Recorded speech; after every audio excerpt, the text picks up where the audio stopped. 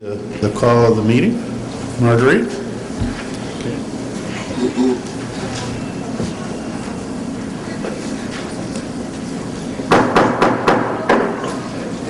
I call this meeting to order. The legal voters of the town of Bloomfield, Connecticut are hereby warned and notified that an annual town meeting for the consideration of the budget for the town of Bloomfield for the fiscal year 2018-19 will be held on Monday, May 7, 2018 at 7 p.m. at the Bloomfield High School Auditorium at 5 Huckleberry Lane, Bloomfield, Connecticut. An official copy of said budget will be on file in the office of the town clerk on or after May 2, 2018, and copies of said budget will be available for general distribution in the office of town clerk on the same date. Dated at Bloomfield, Connecticut, this 18th day of April, 2018, Philip K. Schenk, Jr., Town Manager. At this time, I'll turn this meeting over to our Town Manager, Philip K. Schenk, Jr. Good evening and welcome. We have a few housekeeping items we need to take care of before we get into the budget presentation. First of all, it's the responsibility of the town manager to name a parliamentarian, should we have any questions regarding procedure. And our town attorney, Mr. Needleman, who's seated over here, is being designated as our parliamentarian this evening. I would also like to take this opportunity to introduce our mayor, Suzette DeBeetham Brown. Mayor? You want to say any comments? Or?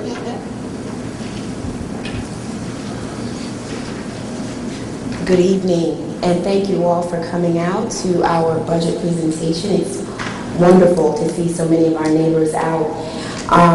This was the council's first go-around at the town budget, and we have had presentations upon presentations from different departments, and after hearing and deliberating, we do believe that this is a fiscally sound budget for this year. So once again, thank you for coming out. I look forward to a great presentation from our town manager.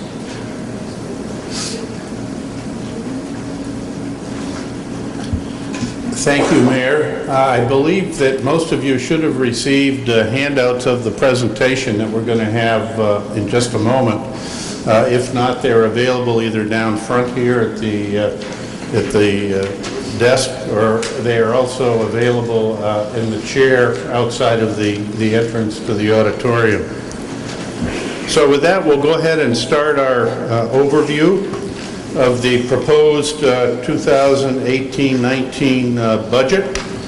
And if you turn to page 2, you'll see that we have had and will probably have continued a number of challenges that have extended over prior years and also into this year. I think most of you are aware of the state budget situation and what's been occurring over the past really decades, and it's really come to a head with this recession, and particularly in the last 2 years. There has been some good news in the last several weeks about significant increases in revenues that the state has received. However, the town in the current year, the year that we're still in, has had some significant challenges in regard to state aid. In fact, our current revenue estimates for this fiscal year have been reduced in this governmental state aid category by well over $1 million. And we've had a budget freeze along with the Board of Education in place since last September. And we're hoping with some of the revenues that we've received through a number of sources this year, as well as the budget freeze, that we will come out this year about even. So I wanted to at least indicate to you that the town of Bloomfield is in good financial health. We have good reserves, and we've taken prudent actions, the town council has, to make sure that monies that we have had budgeted for this year are spent very judiciously. Some of the fixed charges that we have that are built into the budget include our payment to the Metropolitan District Commission, the MDC. They are the Water and Sewer Authority for the town of Bloomfield and 7 other municipalities. Employee benefits, as many of you know, healthcare costs are probably the biggest component in terms of watching that for increases. And also we've had some increases in the disposal of waste, okay, the trash and garbage and recyclables and so forth. Other increases that we are constantly faced with are what we call OPEB, or other post-employment benefits. These are primarily commitments that the town has made to retired employees for a portion of their health care costs. Others include increased funding to the Board of Education and also a growth in our capital expenditures. We've been a focus really, and we'll get into the capital budget in more detail here in a few minutes, but in the last 4 or 5 years, as we've received some extra money from the state, we've put a lot of money into road rehabilitation and paving. So let's go on to the next slide now, and we'll look at the tax rate and so forth for residential property. The budget as it's put together now actually has a very slight decrease in the real estate portion of the property tax. And you can see that on the slide. The auto tax, however, is a different story. And the town council decided in November, after their election, not to send out a supplemental tax bill on motor vehicles. State law had been passed last year limiting municipalities to a tax rate of 32 mils for automobiles. That was later changed last fall when the state finally adopted its budget on October 31st, and the opportunity existed at that time to increase the automobile tax rate up to our tax rate at that time, 37.56 mils. But as I just indicated, the council decided not to do that. However, going forward, and if this budget is adopted, the tax rate on automobiles will be up in that neighborhood. It will be 37.52, the same as your real estate tax bill. So depending upon what automobile you're driving and its value, you could see, in terms of total dollars, a small increase in the amount of money you're sending to the town hall. But I think by and large, the small decrease in the real estate portion of your tax bill should pretty much offset any increase that you might have in your automobile tax. So you can see by this chart, and I know it's a little bit busy, but you have a handout, you can see the comparison on 2 different homes. Okay, now these values for these properties are the assessed value, and under state law that assessed value is supposed to be 70% of the market value. So you can look at the bottom note, the asterisk below, and you can get the actual market value of homes, and you can see what the taxes would be going forward if this budget is approved. Going on to the next page, we have some comparative information on what other towns' tax rates are. Now, this information is as of April 18th. It's a little old, 3 weeks old or so, and some of the other towns may have already adopted their budgets. So this you have to look at as what was we were aware of it actually about 3 weeks ago. And you can see Bloomfield is in a very advantageous position in terms of our budget increase and also on our mill rate increase, which is actually a decrease.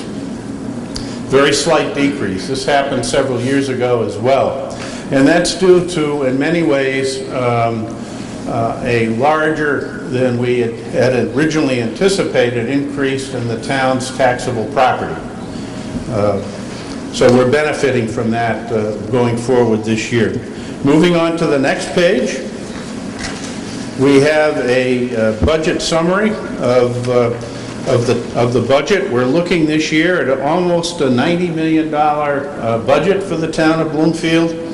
About 26% of that is town operations, About 47% of that is education.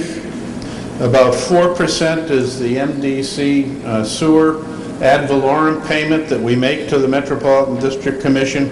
And I should point out that the reason that that is down so much is because this time last year, it went way up because we were afraid at that time that Hartford would not be able to make its payments to the MDC. And under the charter for the MDC, any town that does not make its payments, the other towns have to pick up the difference. So Hartford was on the verge of bankruptcy at that time, had given everybody a warning that they might not be able to make their payments. So a year ago, we increased the amount that we gave, or we're going to give to the MDC. Fortunately, Hartford's problems have worked out, and they did make their payments, and we did not have to make any extra payment to the MDC, and so this year we're reducing that out of the budget. Going on, debt service is at roughly 7% of our budget. That's down somewhat as we're paying off debt. As we move into the capital budget, that may, and the recent approval to move ahead with the human services facility, that will start to rise somewhat going forward. On capital improvements, that is up considerably, a little bit compared to last year. That's about 1% of our budget, a little over. And then our fixed charges, which I mentioned earlier, that's about 15% of the total budget. So that gives us a total budget of $89,520,557, which is a $2,112,372 increase of about 2.42%. So the mill rate, we're looking at a mill rate 37.52 as opposed to last year's 37.56, which I mentioned a few minutes ago. So let's go on to the next page, some of the expenditure highlights for this coming year.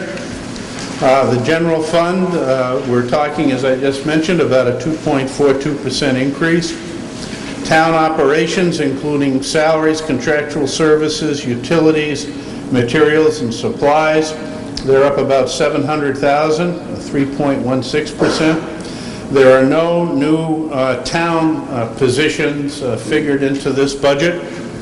Debt service, I mentioned, had decreased slightly. Our bond ratings are holding steady. We're one notch below a AAA with Standard & Poor's, and we're a AA2 with Moody's. Both very, very strong bond ratings. You may be interested to know that this past year, Moody's downgraded 37 of Connecticut's 169 municipalities. Bloomfield was not among them, and that's due to good stewardship and good financial management by your elected officials and, of course, our town staff as well. Board of Education, they're up $823,000, 1 point, just under 2% increase. I talked about the MDC sewer levy and the decrease there. However, the levy underneath that decrease was still up $218,000. The MDC is facing some significant environmental regulatory requirements, and they have bonded a lot of those capital projects, and so what's driving their budget more than anything are debt service costs that the MDC has for making major improvements to the regional sewer system. Employee benefits, we've got pensions, medical, OPEB, that contribution to the fixed costs is up $397,000 on the town side. We exited our defined benefit pension plan back in 2003, and our employees basically have a 401 type of pension plan. Moving on, the town manager's contingency has remained essentially the same, and the council contingency, the council decided to reduce that by $50,000 in their budget deliberations. The capital budget, which we'll get into in just a second or two, is up. It includes 28 different projects. And some of those are significant, particularly the Human Services Facilities upgrade, the Department of Public Works garage renovations and additions. And we're having to look closely at our police, or I should say public safety, because it's more than just police. It includes the ambulance service, fire departments, and so forth, our radio system. What we're finding with radio systems is that they are very often like our phones that we use, the phone systems that you may have at work, the copying machines that you may have at work. Nobody is really buying these anymore because the technology is moving ahead so fast that if you spend a lot of money buying something, it's obsolete before too long. So we're going to be looking seriously at some leasing options going forward in the next few months. And if those prove to be of benefit to the town, you may see us deferring any big capital referendum item for communication systems and using a leasing option. But that all has to be vetted, and we will be doing that this summer and early fall. So let's go on to the next page. And here we're talking our revenues. And of course, the 6 New England states, through our heritage, are heavily dependent on the property tax. The states take the income and sales tax. That's not the case necessarily out of the 6 New England state area. And so what we look at is the total valuation of property in the town. It's called the grand list. And the grand list is up 4.26%. It's partially offset by a $3 million increase in reserve for appeals and collections. But we also have, I think, a larger than normal increase in the grand list this year. The council has decided to use that to keep the tax rate essentially flat, and we'll be looking at that as we go forward. I discussed the motor vehicle cap issue earlier on in my presentation here. I don't think I need to go over that again, but you may see some significant increase in what you're paying on your car, depending upon how old it is and what its value is. To get things a little bit more interesting, we have non-tax revenues of about $10.9 million. This is down $1.3 million, and if you look at the notes on the slide, you'll see that this is primarily due to a state grant that was eliminated this past year. And so that's the major cost of that. The ECS stands for Educational Cost Sharing, and that is the major grant that the Board of Education receives, somewhere in the neighborhood of almost $7 million that goes to the Board of Education. That's been kind of in the news in terms of discussing the formula for that. The state is constantly looking at that formula to see how they might be able to tweak it to save themselves money. I'm happy to say that in general, Bloomfield has not been substantially hit by any state adjustments. We've had some small adjustments, but no major adjustments like we were talking about a year ago. Building permit income, we are reducing that by $150,000. We still have a very strong building environment in Bloomfield. I think part of that is due primarily to the economy. The economy is good. We have just under 1,000 businesses in Bloomfield. Everything from one person all the way up to Cigna, which has in the neighborhood of 3,500 to 4,000 employees here in Bloomfield. So we're heavily reliant on business growth in the community from the standpoint of our grand list growth. And I think what you'll basically see is that the building permit income will stay roughly in the neighborhood that we're talking about, which is in the $900,000 to $1 million range. I might indicate that during the recession 6 years ago, we were looking at a figure of $300,000 to $400,000. We had one building inspector. We now have 5 full-time inspectors and a part-time inspector that we're sharing with the town of Simsbury. And that arrangement seems to be working out fine. We hope that the building continues in the sense that it adds to the grand list in the community. General fund. What's the general fund? That's the main account that we use to pay bills and that revenue comes in. In the past, we've used about $1.4 million to help offset the tax rate, and we're continuing that practice going forward in this coming fiscal year. We have a reserve balance of about 19-20% in that range. You might think that's over taxes, but the reason some of the 37 communities that were downgraded by Moody's Investment Services, the bond rating firm, were because they didn't have sufficient reserves in place. You can feel very comfortable that Bloomfield's in a good position in terms of its reserves, and we plan to keep it that way, and I know the council agrees with that. So the property tax collection rate is another indication of what's looked at. Our rate is in the top group in the state of Connecticut. We're looking at 98.5% collection rate. And that's, as I mentioned, in the top part of the state's 169 towns. So now let's go to the next page, which will start on the capital budget. Okay? And this is the sources of revenue that make up the capital improvement program. And you can see where they've come from. We have the general fund. We used to have the J.P. Vincent School, which has now been replaced by a Crecht Museum Academy. And the town sold that building back in 2014 for $2.8 million.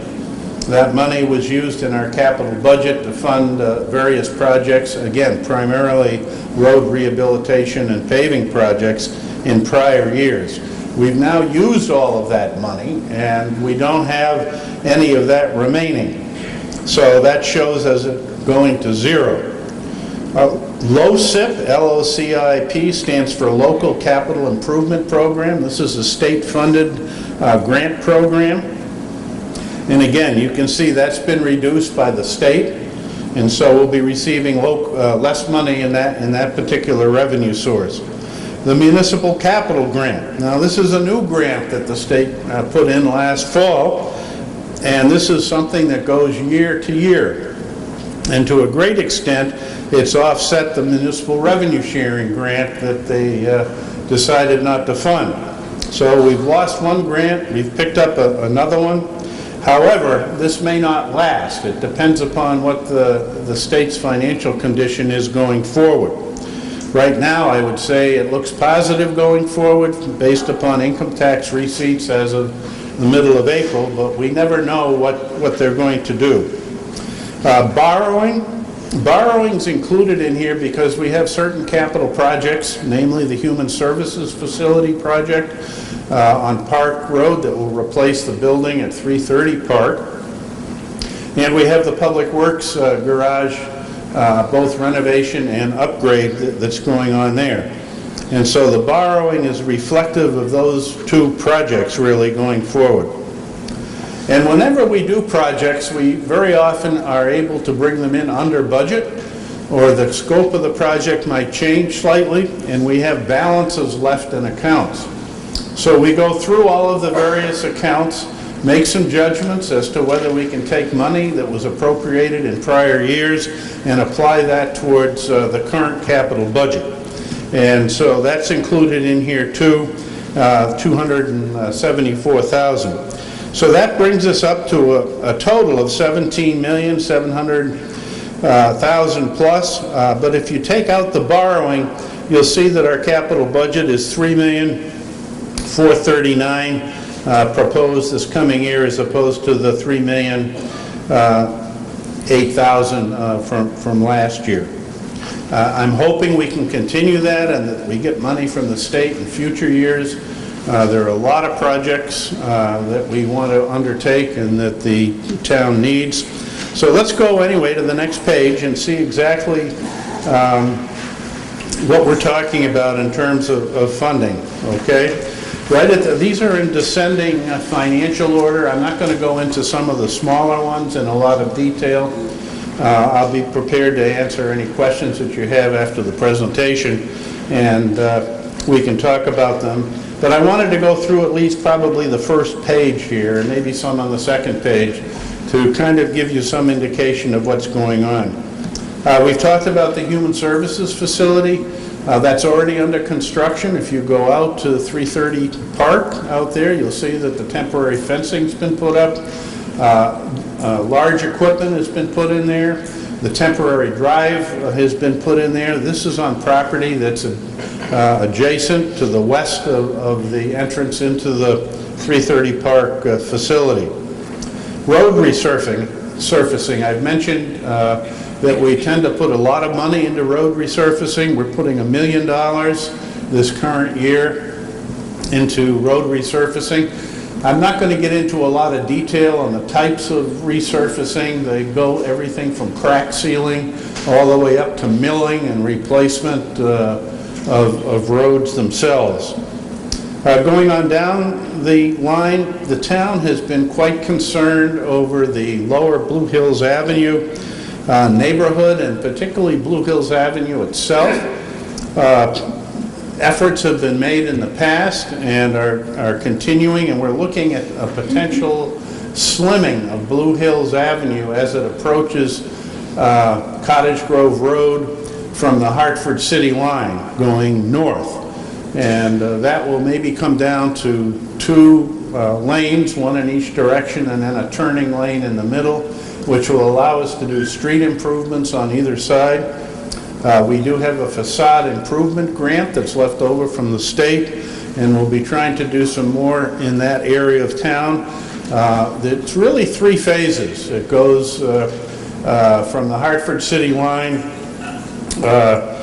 on up to Cottage Grove Road, and then it crosses Cottage Grove Road and essentially goes up to Park Road. So it'll be, in the end, now this is a multi-million-dollar program. It's going to require state funding.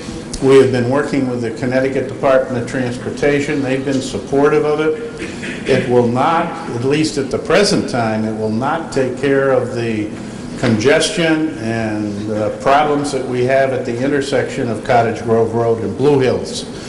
Interestingly enough, that's our highest accident location in town.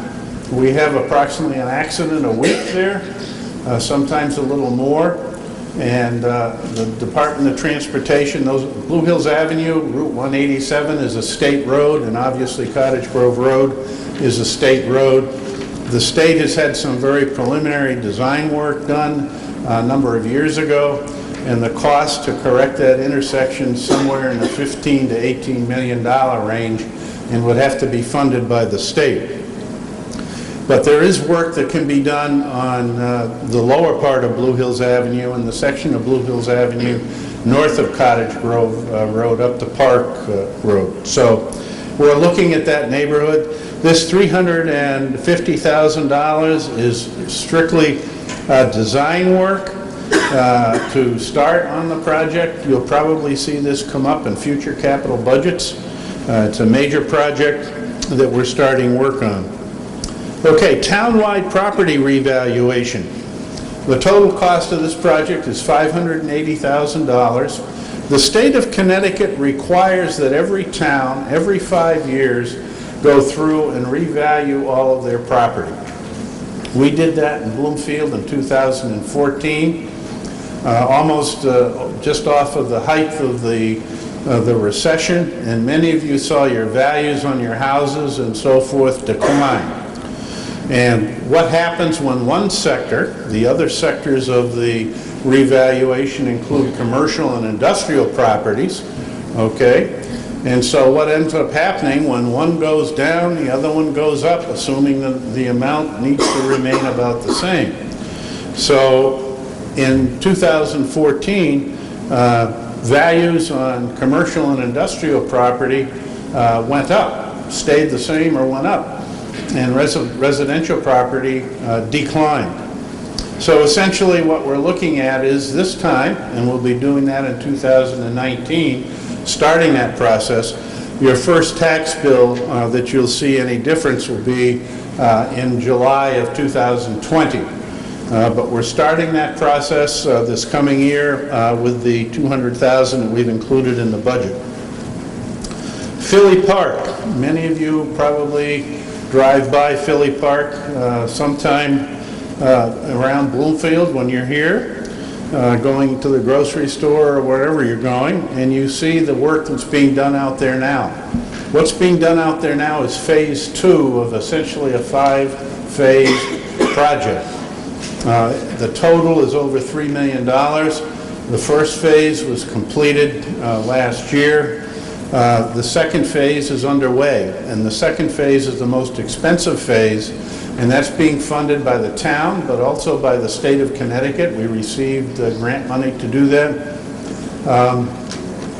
That's the removal of the dam that was there, the replacement of the dam with a fish ladder, okay, the dredging of the pond, and taking care of those particular aspects of the project. The $200,000 that's in the budget will be spent on the property that's across, also known as the island, across the pond. And so you'll see work being done on that next year. Public Works heavy equipment, $195,000. That's the cost of one dump truck, and that includes sanders, radios, lights, all of the accessory equipment that's necessary for a replacement dump truck. Community parks and gateway signage. This is the second and last phase of that particular project, and this includes new signage at town parks and town facilities around town. You'll be seeing in the next 10 days to 2 weeks crews starting to put up these particular signs. This has been a project that's been underway since 2015-16, and it's finally, we're in the latter phases of implementing it. Town green renovations. I was hoping I could tell you they were out there today. I'm disappointed that we don't have that project further along. This is part of a multi-phase project.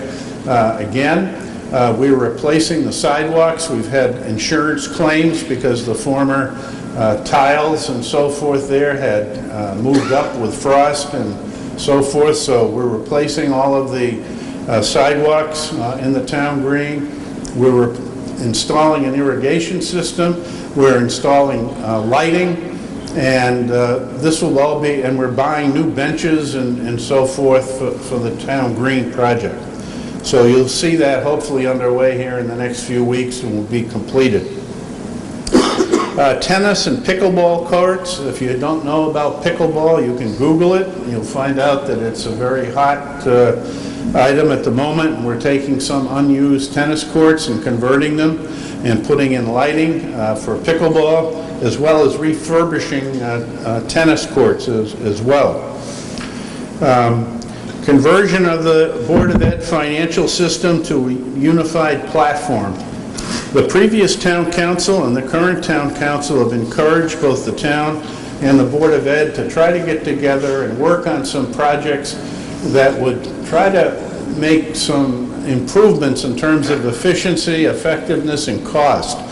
And those areas include financial management, they include information technology, they include facilities, and they include a non-certified Board of Ed and town employees in the human resources area. And so this is the first attempt. We're going to be merging the accounting systems of the Board of Ed and the town, assuming this budget's approved, and that will streamline a lot of the accounting procedures in both the Board of Ed and the town offices. I think you can probably look at future projects that we can combine with the Board of Ed that make sense for both of us. Just a couple of projects on the next page I wanted to talk about. The water splash pad. This will replace the leaking, aged wading pool at the swimming facility. It will have a 40-foot diameter, and we're anticipating, we haven't received formal word, that we'll get a $75,000 anonymous grant. We've been contacted, but we don't have firm commitment yet. So that would take place at the swimming pool. We're replacing a senior center bus. The buses at the senior center we're converting them all to hybrids as we go forward. And they're on a regular replacement schedule. Quickly going down here, you'll see sidewalks, pool house repairs, information technology improvements. A lot of these are items that we work on annually and fit our definition of capital budget items. If you have specific questions, I'll be happy to answer them here under the Q&A portion of tonight's presentation. But essentially, we have just as an example, we have over 30 miles of sidewalk in Bloomfield.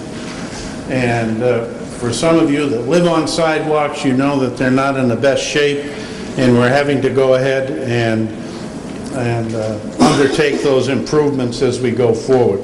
So going over to page 12, this is just kind of a recap of the capital budget and various projects that we're working on in the capital budget. All of these require staff work, bidding, and then follow up after the bids have been let. I might want to mention to you, for those of you that have followed capital projects in the past, we're having a groundbreaking next Tuesday at 4:30 at the new Human Services Facility site.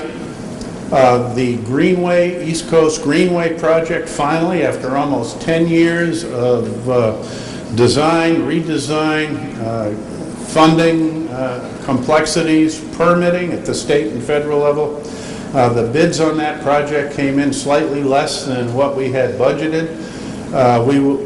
We will be awarding the bid, and there will be a groundbreaking ceremony for that probably in the next 30 to 45 days. The complexity of these things is interesting. For instance, we received bids on the Greenway. The state, because they're contributing money, has to review those and approve them. They then send them up to the federal government because the federal government's contributing funding, so they've got to review the bids and approve them. And this goes on all of the time, these various levels of approvals and so forth. But anyway, the East Coast Greenway will hopefully be under construction this summer, and we're working with the town of Simsbury to extend that up to Terriffill. That's in the design phase now. The last phase, if we ever get it funded, will go from Day Hill Road approximately, which is where the current construction will end this summer or next year, to the Hartford City line. And that portion of the Greenway is estimated somewhere in the neighborhood of $15 million. And so it's going to be heavily reliant on state and federal funding to be able to undertake that section. Lastly, I want to mention that the improvements to Granby Street, the repaving of Granby Street, and the installation of over 2,000 feet of drainage work that has to be done there, that is currently out to bid, and we should have those bids back within the next week or two, and then that project will be going forward. Again, a large amount of the money for these projects, including Granby Street, comes from the state and the federal government, so there's complications quite frequently in getting all of the permits in place. So let's go on to page 13. We're coming near the end here. I wanted to give you an overview of the town council's revisions to the town manager's budget. These are located on page 13, and you can see where the council has made their decisions and what their priorities are and how they've adjusted the budget at this point in time. So let's go on to page 14. This will show you the average tax increase since 2014. The 6-year average for taxes is about a little over $5,100, and the 6-year average, you can just see by the bar graph here how it has not changed significantly, and I think that's testimony to the elected officials who are very concerned about the tax rate and the effort that everybody puts in by paying their taxes in the town of Bloomfield. It's obviously due to good financial management on the part of the staff, and it also is reflective of our ability to get state and federal money to undertake some of these projects despite some of the hurdles that we have to go through to get it. So we've had a basically pretty flat tax. I know it's always too much, but I think that we've done a fairly good job, particularly the elected officials, in being able to manage the budget over the years. So let's go on to the last page, and this gives you some future issues to keep in mind as we go forward. There are always pressures in terms of spending, and we've been dealing with those more at the state level. We're hopeful that we'll be able to move some of these other projects along that we want to work on. So you've got sustainability in the midst of expenditure pressures. We've also got debt management and infrastructure needs. And finally, we've got operating budget issues. And these never go away. They take management, sensitivity, empathy, and an understanding of what needs to be accomplished in our community. And that's a joint team effort, and I'm glad that you're all here this evening and you're participating in this process. It takes a team effort to be successful in things. So our next phase of tonight's presentation, if you will, or town meeting, is to open things up for questions. And we have a microphone down here, and I would request that you give us your name and address for the record, and we're trying to hold comments to 3 minutes or so. And I know that you probably have questions and comments, and I'll be happy to answer them to the best of my ability. I think we have representatives from the Board of Ed here, if there are education questions on the Board of Ed budget. So I open it up at this time for questions and urge you to come on down and speak into the microphone so everybody can hear you. Good afternoon. Good evening. I'm Angelique Crossdale, 18 Greenbrier Drive, Bloomfield, Connecticut. So I have a question on page 10 that piques my interest. Conversion of the BOE fiscal system.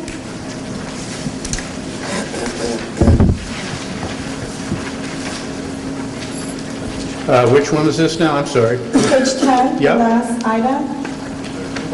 Conversion of the Board of Ed financial system? Yep. Yeah, I What does that just mean? talked about that. What that means is that we're going to merge accounting systems. We have software, accounting software. Right now, the Board of Ed has one type of software, and the town has another type of software. So there's certain manual calculations and operations that have to take place. The way this works is that the Board of Education is a part of the town, okay?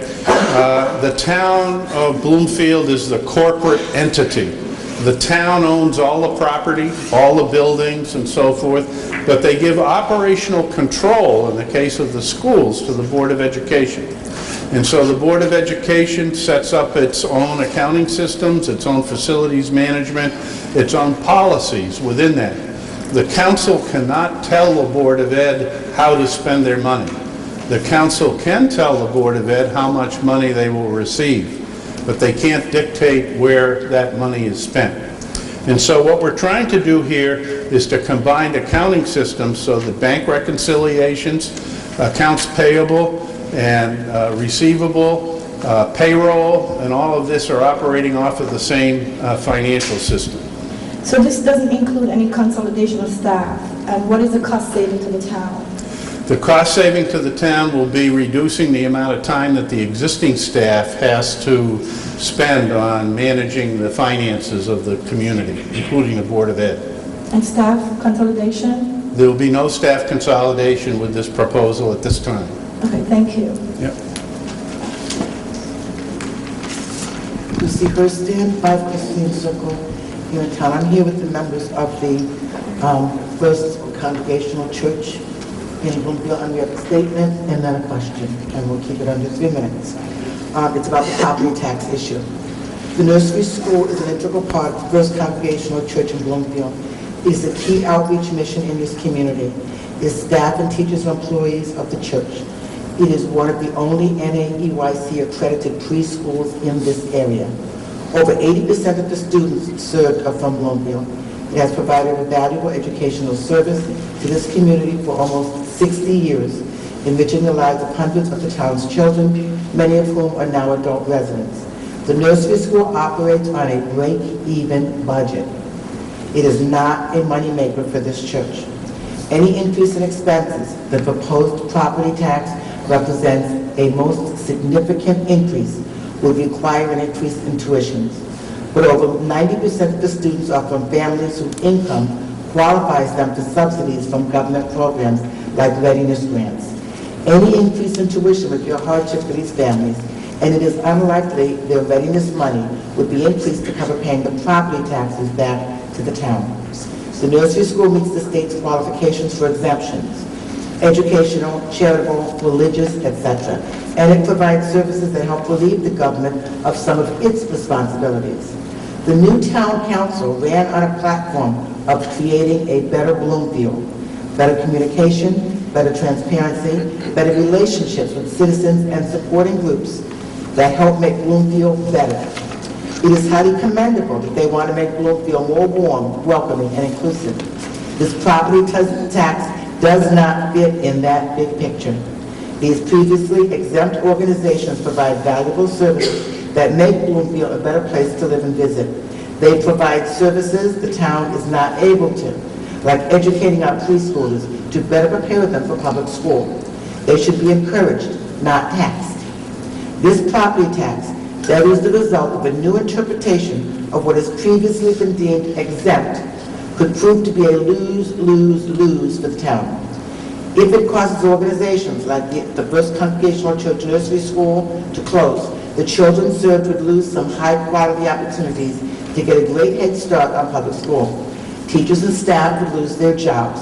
The public schools would have to deal with more students who are less prepared, and the town would then lose the property tax anyway.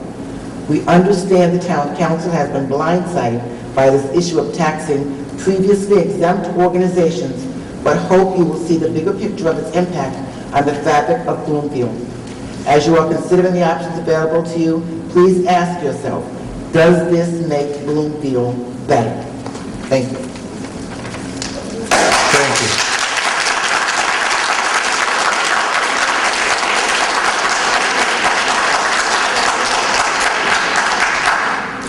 I understand the sensitivity to the issue, and I know the town council does as well.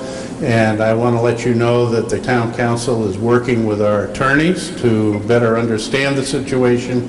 And I think you'll see that as we move forward with this, we hope there'll be a equitable solution that everybody can agree to. I really can't talk to you too much more about it because some of these are very specific. I will say this, there are about 40 communities in the state of Connecticut out of 169 that are currently wrestling with this problem. There is state legislation being drafted. I don't know if it'll get to the legislature before they supposedly adjourn on Wednesday, but I know this is an issue that is becoming increasingly more visible statewide, and hopefully we'll have some form of a solution to it. And I thank you for your comments.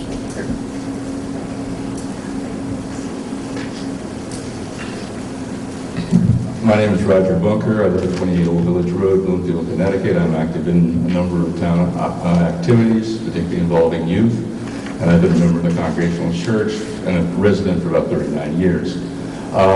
Regarding what the last speaker said and what you presented, Town Manager Schenk, we seem to be in better financial position than many other towns.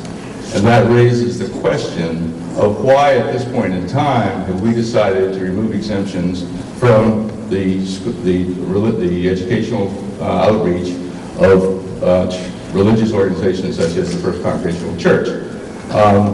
You know, that we don't seem to need the $20,000, which is a very small amount from the town's perspective, but as the previous speaker said, this is a break-even operation. The church itself is not in great financial shape. We're in the search of a new minister. We've been searching now for a couple of years, and the cost of a new minister is something that we're really struggling with, much not to mention the cost of an additional property tax on the school. You know, right now we're educating approximately 45 students at no cost. 37 of them are residents of Bloomfield. More than 90% of them are receiving, are at an economic situation where they qualify for government assistance. So we've been around for almost 60 years, and this is suddenly coming up out of the blue. And who in the end pays for it? The church cannot pay. The school cannot pay because it doesn't make money. Unless we increase fees to parents, we only have 3 students now who pay full fare, so I don't think we're going to be able to do that because the rest of the money comes from federal grants. We have 37 Bloomfield students that if we close, the school are not going to have an education, are going to have to go try and go elsewhere. As we previously stated, we're the only NIAC certified school, preschool in town, and it's not costing the town anything for us to educate students to help them do better in Bloomfield schools. Plus, 5 members of our staff are Bloomfield residents, so they will lose their jobs. So we have to look at what the cost is here, and so who loses is everyone. This town's not going to get more money. The way that I currently understand things is if we're going to do anything, we have to go to court, which is going to cost us money, it's going to cost you money. So where is the advantage? And not to mention, as the previous speaker said, what about the image of the town of Bloomfield as a place to live? Thank you.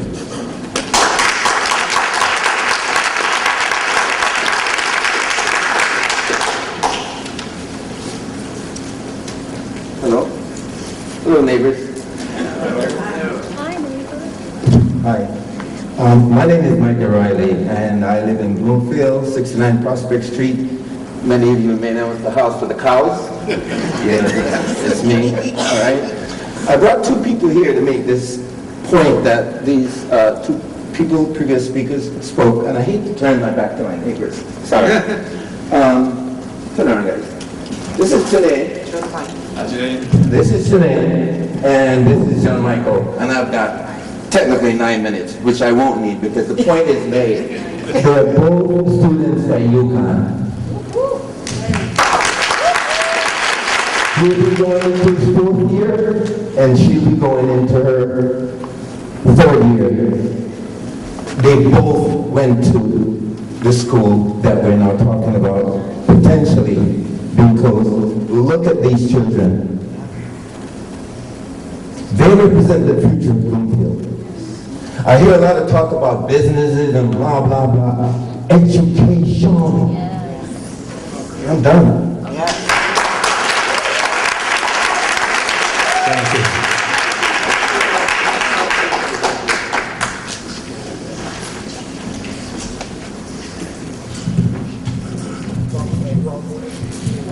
Good evening. My name is Dick Pankey. I live at 116 Wittenberry Avenue. I've been a resident in Bloomfield since 1964.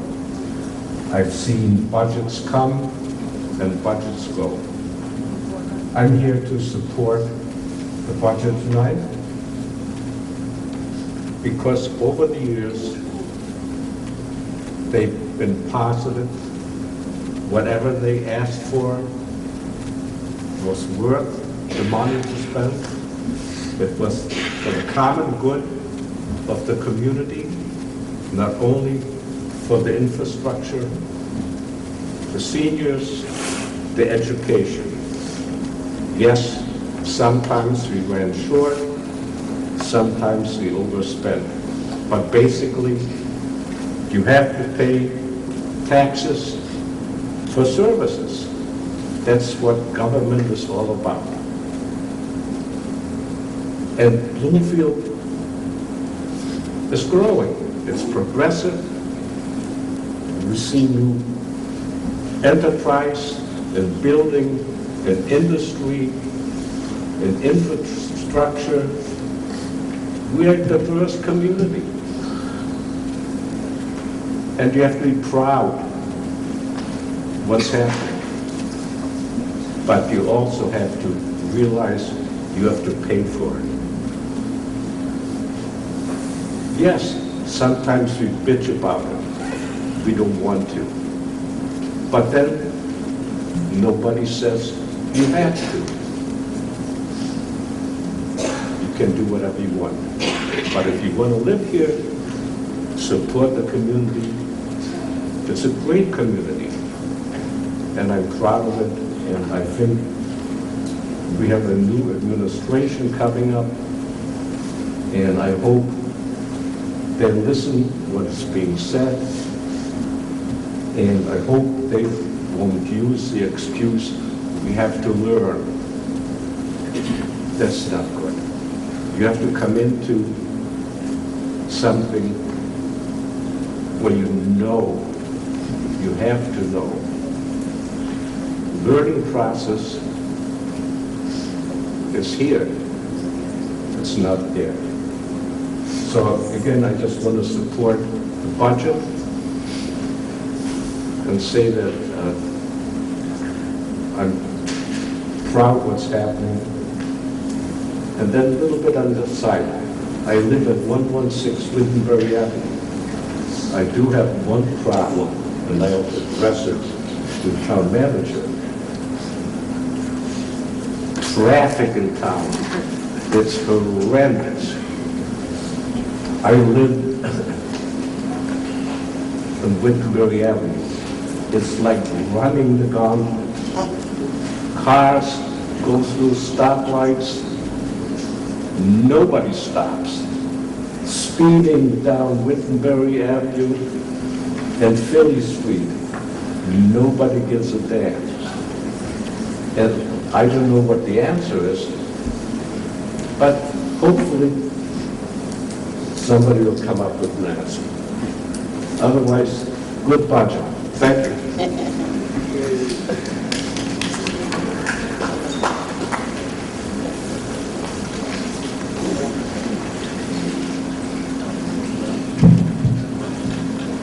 Good evening. I am Jennifer Marshall Neely, 57 Cliffmore Drive, Bloomfield. This may be unprecedented, but I'm here as a resident of the town of Bloomfield. And I want to go on record and say each of my children were children who attended First Congregational Church. I could not find anything at that caliber where I felt comfortable sending my children to that they would walk away and actually have an education that I felt met my standards. I have a daughter who is graduating with her master's degree, who is one of those children. And she majored in criminal law. She wants to be a judge. She came from that church. I believe that just because you can tax a nonprofit in certain ways doesn't mean you have to. Yeah. I want to go on record and say some of the things that's going on really don't have to happen. And I agree that First Congregational is not making money, but they make a difference in the town of Bloomfield. The council, I can't speak for them, but I speak for myself, that I do not agree with the taxation of nonprofits, especially when they're providing such a service to this small community, the town of Bloomfield. And with that, I include Bethel, A&E, and things that are going on with them, things that are going on with First Cathedral, things that are going on with our farm. But I'm passionate about children and education. And so with that, I'm the one who's going to stand out and say, I disagree. Thank you. Thank you.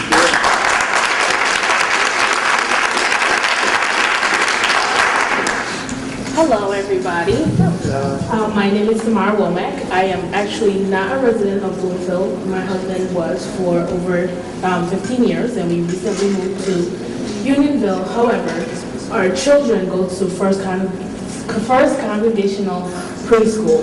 And we understand it takes money to run a town. It takes money to fix the roads. However, when you have a 3- and 4-year-old who is going to school, who's enjoying school, my daughter, we're both in the education system, we're both clinicians in the youth program. And so when you see your kids enjoying school and coming home and learning and reading and writing their name at 3 and 4 years old, it's a great accomplishment to see. And it's a standard, just like she just said, that I enjoy. So when we're taxing a charitable organization, an outreach organization, one that many states don't have, we've gone, my husband and I, we do a lot of homeless outreach, not just in Connecticut. We've gone to Flint, Michigan. We've gone to North Carolina, South Carolina, and we don't see always the same quality in different communities. So this is a gem that Bloomfield has, and I think taxing a charitable organization is just not to get enough money when there's other revenues coming in is not one of the things I as a parent is okay with, especially if they're breaking even, they're not making money off the school, so they're saying that they have to close down. Is it now looking for something with the same standards and the same level of education that my children are being provided with? Again, so I thank you all, but for us as parents, we believe that if you can look at other revenues to bring in money, why not look at that other option instead of taxing a church that is trying to outreach to educate our young children to get them ready to put them in public school. Thank you. Okay, thank you. I just want to re-emphasize that this is a meeting about the town budget. It's not a public hearing on the exemption issue, and while I appreciate the comments and I'll continue to allow people to speak, we're here tonight to talk about the town budget. The exemption issue has been brought up at prior council meetings. We have a town council meeting Monday the 14th, and I would urge that if you have more comments, that maybe you bring them up under the town council's agenda at that time. But go ahead and we'll be happy to listen to you. Hi, my name is Michelle Hanson. I reside at 28 Wade Avenue in Bloomfield. I am really sorry, but I'm here to talk about First Congregational. First and foremost, I've been living in this town for 12 years.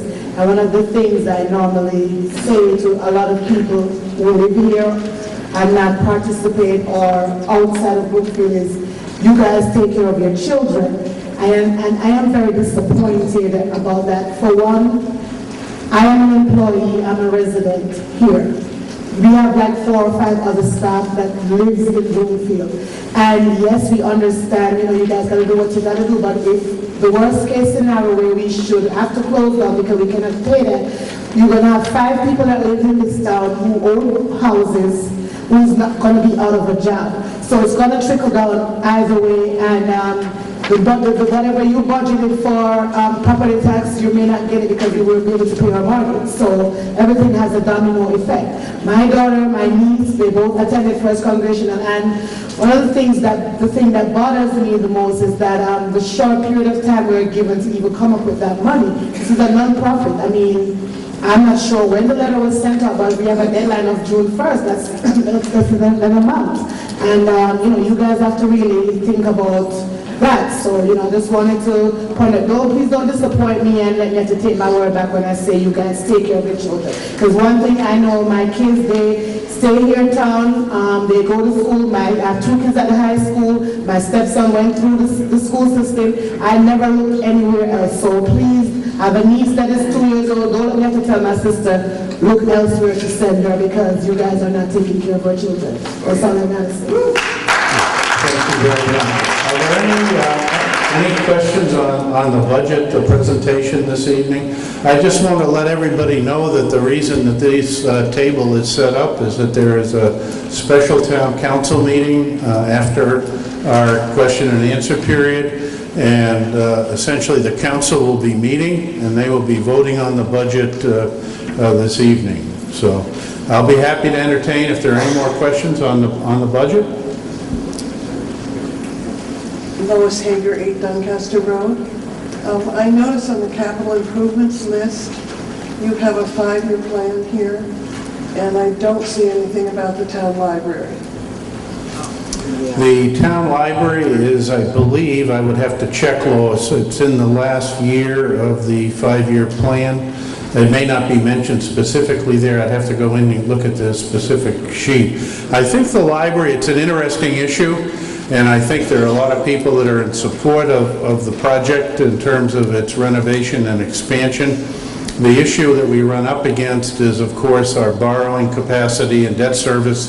And I would say at this point in time, we're looking at potentially, and this would obviously be a council decision, looking at perhaps 2021 as a time to re-energize the library building committee and start looking at moving things ahead. We have a significant drop in our debt service in 2023, and if we started up the library process in 2021, 22, in that area, I would think that we would be prepared to move towards a referendum sometime in either late 22 or perhaps early 23.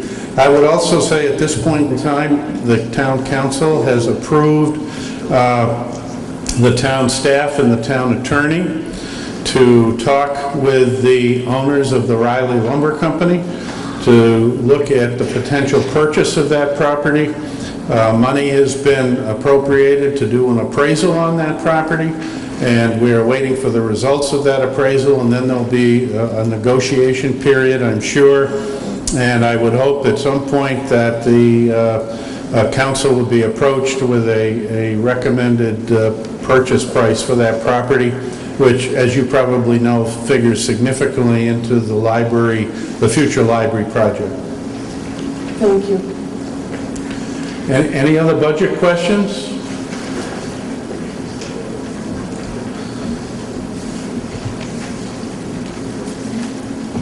David Hager, 8 Doncaster Road. Despite your discouragement of further comments regarding the Congregational Church, I think it does relate to the budget, the property tax and the grant list. And along with that, I have looked at the state statutes, 12-81 and 12-88, and they do define that the Congregational Church Nursery School is an exempt organization for property tax. Furthermore, if you look at the case on which the change in assessment is being based, which relates to the Living Center in Windham, Connecticut, that is a nursing home dealing with chronic care and rehabilitation services. It is supported by Medicare, Medicaid, and private payers. The Congregational Church Nursery School is a much different picture. It's dealing with indigent children, and as has been mentioned, it's providing a service to the town that is not provided by the town and cannot be provided by the town because the slots for pre-education are not available. I really resent having to pay and hire a lawyer to deal with this problem. In addition, having to pay $20,000 a year while the court case goes on. That will close the school. The Congregational Church has worked with this community for over 160 years. And in the process of doing that, we are tremendously involved with the community. A major part of our mission is service to the community. Yearly, we provide over 60 baskets at Thanksgiving time, probably worth $50 a basket, in conjunction with families not members of the church, identified by the Department of Social Services. Over the years, we have contributed thousands of dollars through funds that have been set aside by the church to support Bloomfield elderly. This fiscal year, over $25,000 already has been spent for non-church members, Bloomfield elderly, to repair roofs, new boilers, new water heaters, rent support, medications. Another example is the backpack program, which the church supports, which supplies weekly backpack support to families of grammar school kids. The town council is the policy authority for this town, and it is incumbent on them to deal with this problem, define how this policy is to be administered, and to correct the mistakes that have been made. Thank you.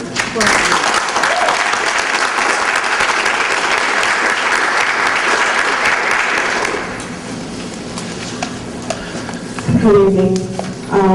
My name is Chantel Bremer. I am the director of First Congregational Church Child Development Center. When I first heard about the taxes based on our school, how much square footage and however you assess it, I was, as myself and my staff, very upset. Because the first thing that came to my mind was that I'm probably going to have to let staff go, or I'm probably going to have to close the school. And neither one of those things are an option for me. I hope and pray that the town council take an extra look at our school and see how viable we are in the community. Most of our kids go to Laurel School. If not Laurel School, they go to other crack schools in town or outside of town. Most of the feedback we get from the teachers are that they know when our children come from, the children that we have come to their classroom. They know who we are, what school they come from, because we provide an excellent education for our kids. I expect the teachers to be on top all the time, and I'm hoping that, I mean, this is just hard. For a person that's been there 4 years at the school, this right here is the hardest thing that I had to go through.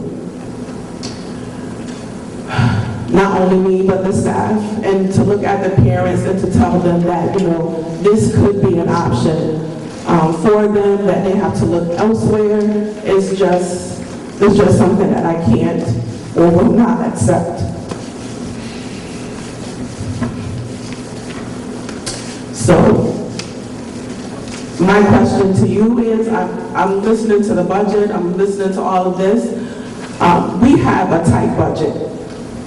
Our budget will not allow us to pay an extra $20,000 out of that. So we're looking for whatever help that you guys can provide to us, because this is it for us. Thank you. Thank you.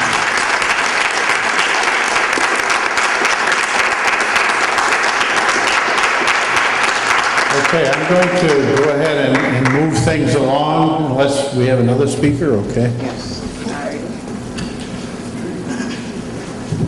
Hi, my name is Karen Rodolfo, and I don't live in Bloomfield, but again, my daughter goes to First Congregational Church, and well, actually, I'm low income. We're on a sliding scale, so if you take that away, my daughter has nowhere to go to get a good education. If you tax them, you're essentially taxing low income families. We don't have any place else to put the kids. It was a nightmare before she was old enough to go in there to have people look after her so I can go to work. I wouldn't have anywhere to put her. I can't afford daycare. So again, I'm asking you to, reconsider. I know you are the tax assessor. I don't see how you could tax a non-profit that's not making any money. It's a really good place for her to be. The teachers are great. They do great things with them. And I'll be at the meeting next week too. Okay, thank you so much.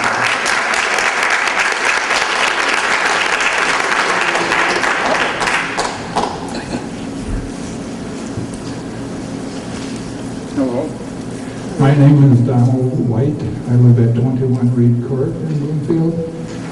And I realize this church school issue is a big one for a lot of people, but it's not the only thing the town does.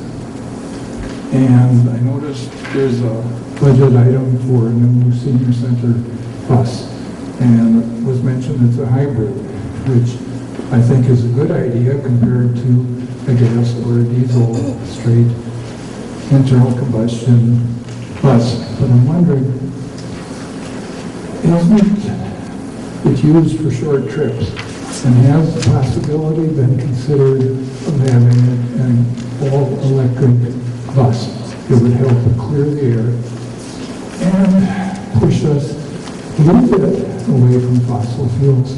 And I'm very concerned for the future of my grandchild and all the other young children. What's the Earth going to be like when they're my age? And I'm doing what I can to push us in the direction of green energy, and I hope the town will make as many choices as it can in that direction. It relates to the budget because you ride that bus, you can use it for a while. You spend money on an electric bus. I don't know if that's practical. I haven't looked into it.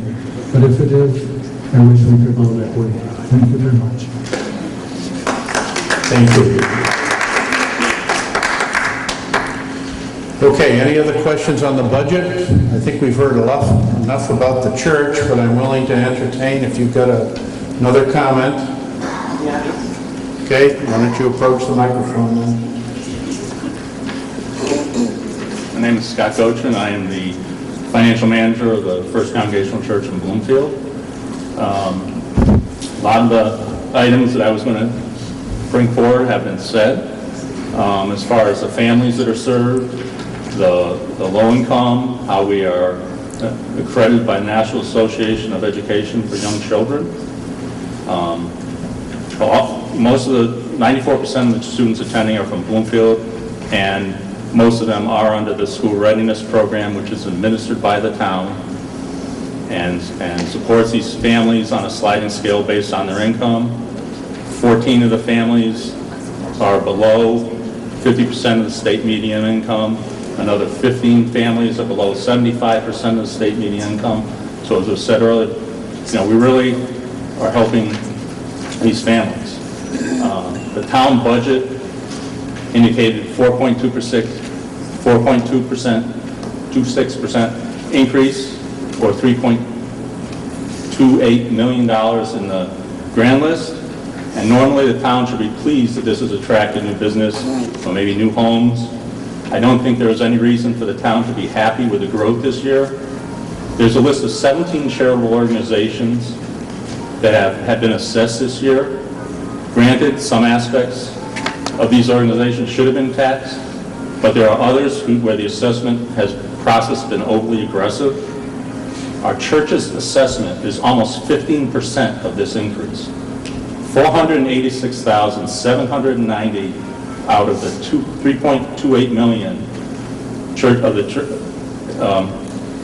of that increase. We alone represent 15% of that increase in the grand list, and there are 16 other charitable organizations who are also part of the growth in that grand list. Usually announcing growth in the grand list is something the township can feel good about. This, however, is not a proud moment for this town. We mentioned the church is on a shoestring budget. With the school readiness program, the families, that's a limited payment. The families are on a sliding scale. There's no room for growth in tuition, and there's no room to generate funds to cover the taxes on a $487,000 assessment. If we don't prevail in our appeal at Superior Court, it's very possible we have no option than to close the school after almost 60 years of serving the community. Will other nursery schools in the town be able to help these most financially vulnerable families that we serve? I hope so, for the sake of the children. If we close, as said before, 20 people could lose their jobs, 5 of which are Bloomfield residents. I think we're being penny wise and pound foolish. If we win our appeal, the town doesn't receive our taxes. If we lose our appeal and close, the town still does not receive their taxes and will lose so much more. It is very unfortunate that you leave us with our only recourse is being to sue the town whose very origin was the establishment of our church 280 years ago. Thank you.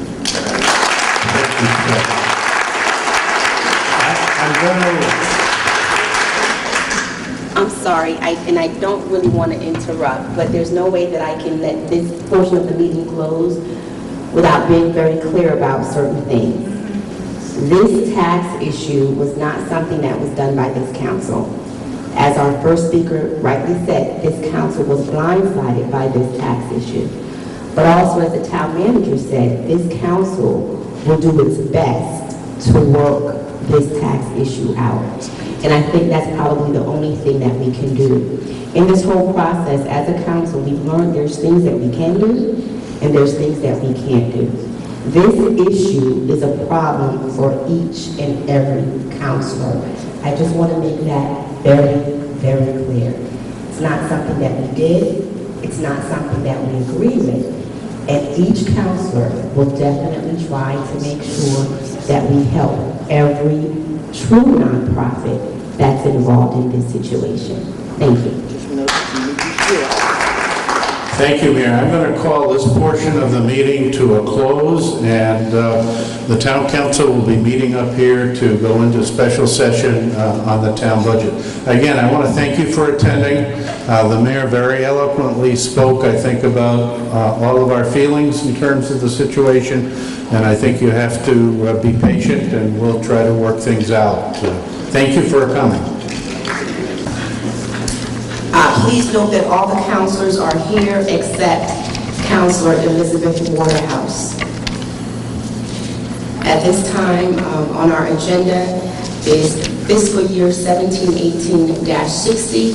Consider and take action regarding the adoption of the town budget, fiscal year 2018-2019 budget, and set the mill rate for fiscal year 2018-2019. Is there a second? So moved. Second. Any discussions? Read the resolution.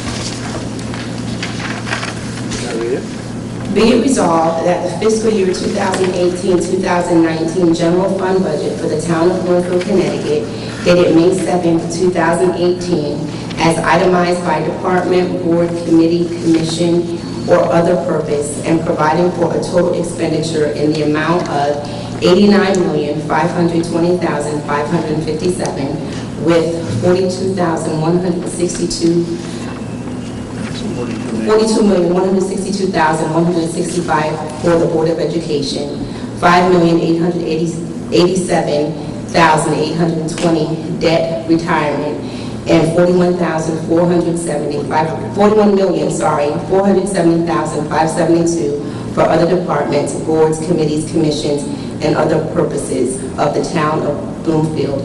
Be and hereby is adopted pursuant to section 904 of the town charter. Be it further resolved that the fiscal year 2018-2019 tax levy of the town of Bloomfield shall be established in the amount of $77,183,384, and the tax rate upon the grand list of October 1st, 2017 shall be 37.52 per 1,000 of taxable value for all real, personal, and motor vehicle properties. Be it further resolved that the Capital Improvement Program 2018-2019 through 2022-2023 be and hereby is adopted pursuant to section 903 and 904 of the town charter. All in favor? Aye. Aye. All those opposed? Any abstentions? 2 abstentions? So let it be.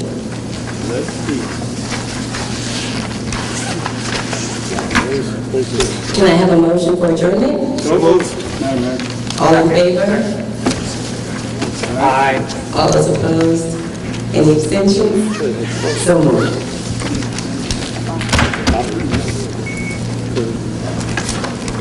Thank you.